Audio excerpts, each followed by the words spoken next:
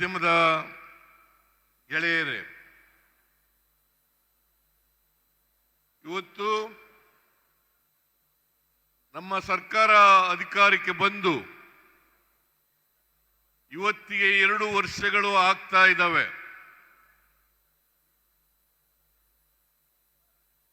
ಈ 2 ವರ್ಷಗಳ ಅವಧಿ ಪೂರೈಸಿದ ಕಾರಣಕ್ಕೋಸ್ಕರ ಒಂದು ಸಾರ್ವಜನಿಕ ಸಭೆಯನ್ನ ಮಾಡಬೇಕು. ಆ ಸಾರ್ವಜನಿಕ ಸಭೆಯಲ್ಲಿ ಕಳೆದ 2 ವರ್ಷಗಳ ಅವಧಿನಲ್ಲಿ ನಾವು ಏನೇನು ಜನಗಳಿಗೆ ಕೊಟ್ಟಿದ್ದೇವೆ, ನಾವು ಏನು ಮಾತು ಕೊಟ್ಟಿದ್ದೋ, ಏನು ಕಾರ್ಯಕ್ರಮಗಳನ್ನು ಕೊಟ್ಟಿದ್ದೇವೆ, ಯಾವುಗಳನ್ನು ಜಾರಿ ಮಾಡಿದ್ದೇವೆ, ಅವುಗಳನ್ನು ತಿಳಿಸಬೇಕು ಅಂತೇಳಿ ನಾವು ತೀರ್ಮಾನ ಮಾಡಿ ಇದನ್ನ ಹೊಸಕೋಟೆನಲ್ಲಿ ಇದನ್ನ ಮಾಡಬೇಕು ಅಂತ ತೀರ್ಮಾನ ಮಾಡಿದೋ. ಅವಾಗಾಗಿ ಇವತ್ತು ಹೊಸಪೇಟೆನಲ್ಲಿ ಈ ಕಾರ್ಯಕ್ರಮ ನಡೀತಾ ಇದೆ.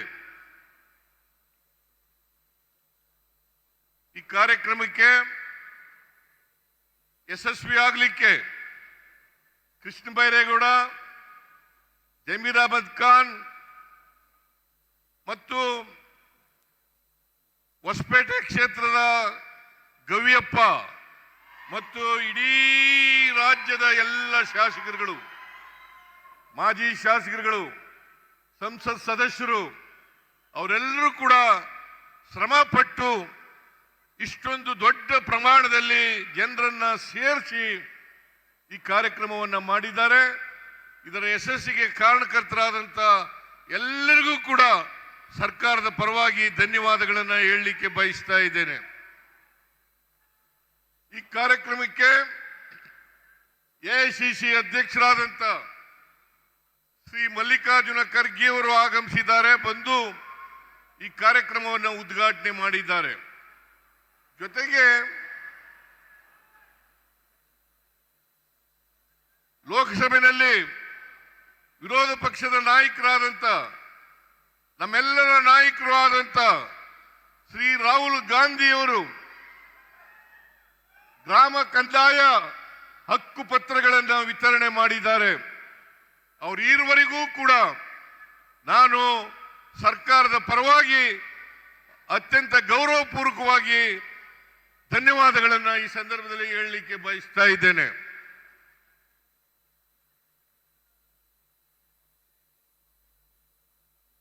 ಎರಡು ವರ್ಷಗಳ ಹಿಂದೆ ನಾವು ಈ ನಾಡಿನ ಜನರ ಮುಂದೆ ಹೋದಾಗ ಅನೇಕ ಭರವಸೆಗಳನ್ನು ಕೊಟ್ಟಿದ್ದು. ನಾವು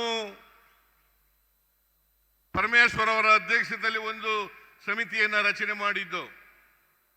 ಅವರು ಮ್ಯಾನಿಫೆಸ್ಟೋವನ್ನು ತಯಾರು ಮಾಡಿ ಈ ರಾಜ್ಯಕ್ಕೆ ಕೊಟ್ಟಿದ್ರು.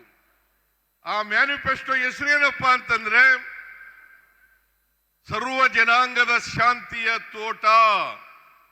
ಸರ್ವ ಜನಾಂಗದ ಶಾಂತಿಯ ತೋಟ. ನಾವು ಆ ಮ್ಯಾನಿಫೆಸ್ಟೋನಲ್ಲಿ ಸುಮಾರು 593 ಭರವಸೆಗಳನ್ನು ಕೊಟ್ಟಿದ್ದು. 593 ಭರವಸೆಗಳನ್ನ ಆ ಮ್ಯಾನಿಫೆಸ್ಟೋ ಮೂಲಕ ಕೊಟ್ಟಿದ್ದು. ಅವುಗಳಲ್ಲಿ ಕಳೆದ 2 ವರ್ಷದಲ್ಲಿ 242 ಭರವಸೆಗಳನ್ನು ಈಡೇರಿಸಿದ್ದೇವೆ. ಉಳಿದ ಭರವಸೆಗಳನ್ನ ಮುಂದಿನ 3 ವರ್ಷದಲ್ಲಿ ಈಡೇರಿಸುತ್ತೇವೆ ಅಂತಕ್ಕಂಥ ಮಾತುಗಳನ್ನು ತಮಗೆ ಕೊಡಲಿಕ್ಕೆ ಬಯಸ್ತಾ ಇದ್ದೇನೆ.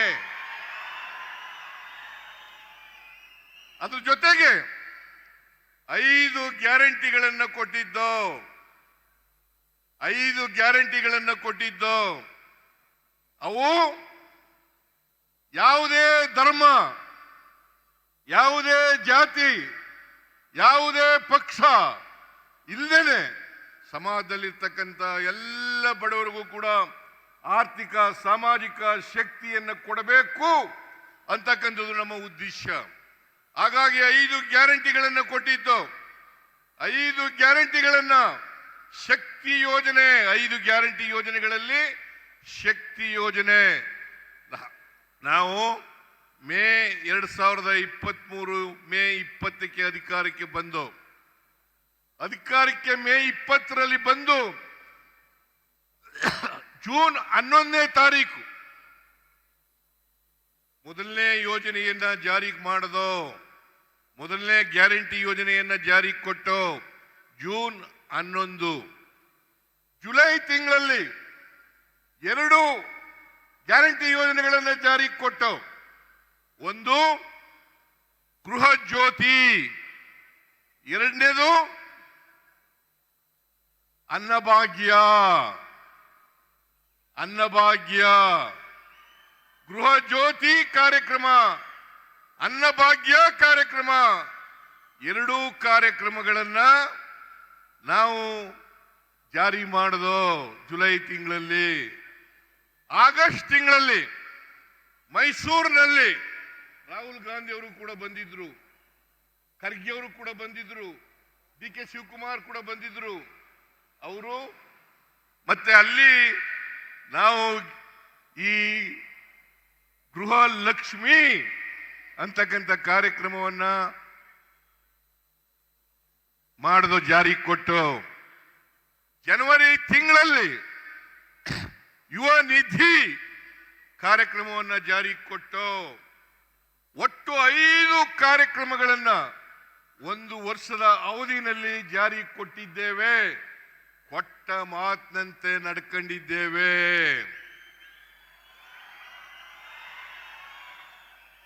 ಯಾವುದಾದ್ರೂ ಸರ್ಕಾರ ಕೊಟ್ಟ ಮಾತಿನಂತೆ ನಡ್ಕೊಂಡಿದ್ರೆ ಅದು ಕಾಂಗ್ರೆಸ್ ಸರ್ಕಾರ, ಅದು ನಮ್ಮ ಸರ್ಕಾರ ಅಂತಕ್ಕಂಥ ಮಾತುಗಳನ್ನ ಹೇಳಲಿಕ್ಕೆ ಬಯಸ್ತಾ ಇದ್ದೇನೆ.